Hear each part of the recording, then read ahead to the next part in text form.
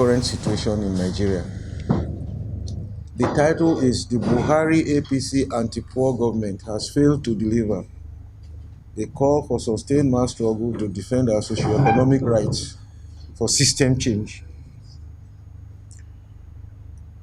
1. We of the Joint Action Front, the partner of Labour in the Labour and Civil Society Coalition, LASCO, have called this press conference to intimate the media and the Nigerian people about the state of the nation and the urgency of the urgent necessity for workers, youth, and the poor masses to take their destinies into their hands and to begin to struggle. We are of strong opinion that the last 4 years of President Muhammadu Buhari APC administration have proved one very significant point, which is that no member of the Nigerian capitalist ruling elite or their political parties can resolve no member of the Nigerian capitalist ruling elite or their political parties can resolve any of the social and economic crises plaguing Nigeria. This point is manifestly proven by the outstanding failure of the administration to deliver any of its promises to Nigerians. Rather, the socio-economic existence of the country, as well as the living standards of the working masses, have gone from bad to worse. Public education and healthcare are in comatose. Roads and transportation in a mess. Power sector in doldrums. Job losses are increasing and unemployment rising, while corruption remains a permanent feature of governance. Not surprising, therefore, Nigeria has reportedly become the poverty capital of the world. In addition, Nigeria is on the brink of a violent disintegration and social anomie, with consequences that will reverberate dangerously for the rest of the African continent. Every part of the country is racked by one violent crisis or another, with daily loss of lives, kidnapping, arson, and brigandage. While promising in 2015 to end Boko Haram or insurgency, what the administration has succeeded in doing is a multiplication of incidents of insurgency and armed conflict. The recent xenophobic attacks against Africans, particularly Nigerians and their small businesses in South Africa recently, are a foretaste of the wider ramification of the Nigerian crisis for the rest of Africa. Today, ethnic and religious strife has racked most communities, hitherto seemingly exempted from the low-intensity war in the northeast part of the country. Tens of thousands of Nigerians have been killed in sectarian and intercommunal clashes linked to ethnic, regional, and sectarian divisions that often stem from issues related to access to land, jobs, and socio-economic development, very often fueled by politicians. We are witnesses to the bloodletting in Kajuru and Kachia in Kaduna State, where 117 people were killed recently, while Zamfara State recorded close to 500 deaths and 385 kidnappings between January and April this year. We recognize that the Buhari APC government is attempting to criminalize the word revolution. At the moment, Omoyele Sowore and others have been clamped into prison for calling for revolution now. This is following on the heels of the attack on protesters on August 5. JAF condemns this attack on democratic rights and demands the immediate release of Omoyele Sowore, Adebayo Olawole, and all others held under politically motivated charges. Protest is a right, and revolution is the action of the mass majority of the people, the working and toiling people, when a government has illegitimized itself by implementing anti-poor policies and impoverishing the people despite an abundance of wealth as we currently have. Calling for revolution against such a government is the best democratic way to ensure the will of the mass majority, that the will of the mass majority prevails. Okay. Yeah. The statistics speak for the reality.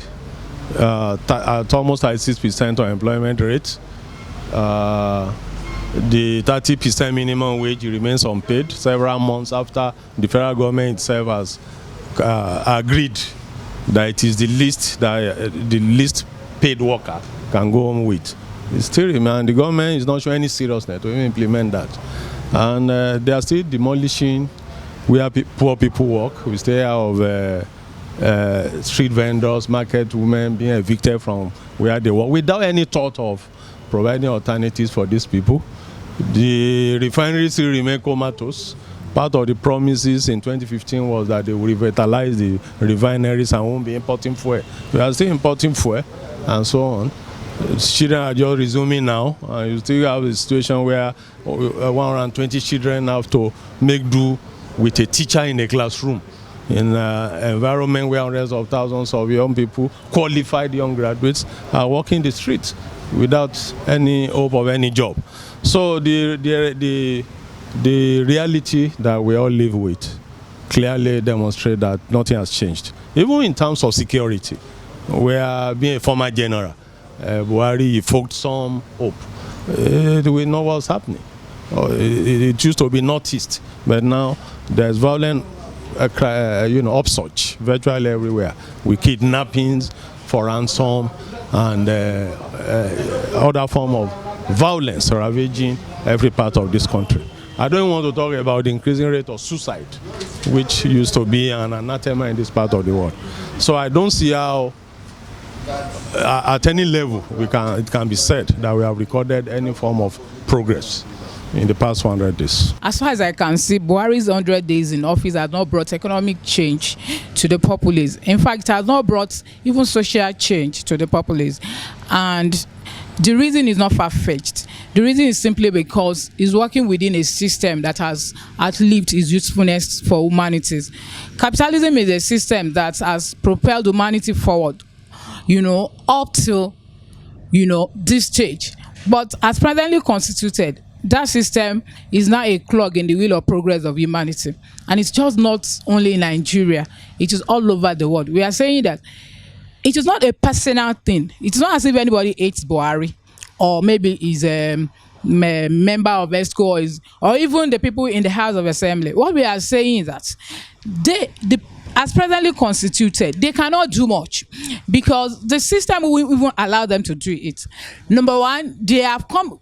Nigerian politicians and politicians in the third world countries have come to the history of politics very late, and what they can only be is just puppets to the imperialists. The imperialists have already set up the companies, they have already done all the scientific advancements, and the only thing we do now is tag along because we don't really have anything of our own. And we are saying that in order to be able to at least close up with all those countries, we need to change the system. And President Buhari and the other politicians should better know it. There's no reason for them to be scared of the world revolution and all that, because whether they like it or not, revolution is going to happen, because the objective conditions for it to happen is already overreaping in Nigeria. There's so much unemployment in the country, there's so much poverty in the country, so much insecurity. So it's the objective conditions are all there, so they should even expect it. I think what they are now trying to do is that they are trying to stem the revolution, from the top, maybe by thinking that when they arrest maybe the so-called leaders of revolution. But it doesn't work like that. The thing is that revolution will come when it will come, and no one will be able to stop it when it comes. So the 100 days of Buhari hasn't brought any change, any positive change to Nigeria, that can assure you. And what we need is a serious system change. We need to change from this system of capitalism to another system that will work for the masses, which is a system of socialism that will be based on the working class running the affairs of the country, and even of the continent by themselves, not by any ruling class. From my own point of view, from the ideological standpoint from which I come, I don't judge the economic progress by statistics of how many people can eat now and cannot eat now. My own idea is about where is any government in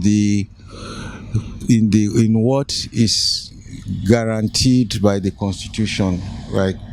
That the resources of the country should be used for the welfare of its citizens.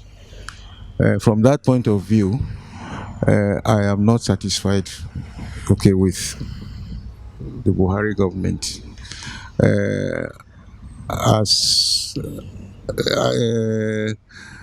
As for other things like the rights of people, I don't think that the government has done well. Okay. But what I usually add to that is that from my own ideological standpoint, the ruling class parties in Nigeria are just variants of the same thing. So if you are asking me about whether Buhari is doing better, we will have done better than PDP or APC, better than other party, I think it comes beyond my own whatever. I don't have any faith in their parties. Okay, that's it. Thank you.